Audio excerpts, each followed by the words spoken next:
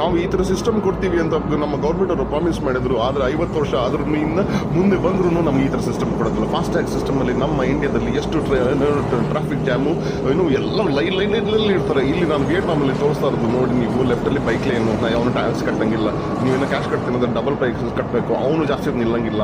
ಮಿಕ್ಕಿದ next line ಈ ಕಡೆ ಸೈಡು ಆ ಕಡೆ ಸೈಡು ನೋಡಿ ಯಾವ ಸ್ಪೀಡಲ್ಲಿ ಹೋಗ್ತಾರೆ ಸ್ಪೀಡ್ ಮಿನಿಮಮ್ 60 km/h. ಹೆಂಗೆ ಹೋಗ್ತಿದ್ದಾರೆ ಅಂದರೆ ಅವ್ರದ್ದು ಟ್ಯಾಗ್ ಇದೆಲ್ಲ ಅದು 100 meters ಬರೋಕ್ಕಿಂತ ಮುಂಚೆನೇ ರೀಡ್ ಆಗಿಬಿಡ್ತದೆ. ಅದು ಗೇಟ್ ಓಪನ್ ಆಗುತ್ತೆ, ಲಕ್ಕ ಪಕ್ಕ ಅಂತ ಓಡಾಗ್ಬಿಡ್ತಾರೆ ಅವರು.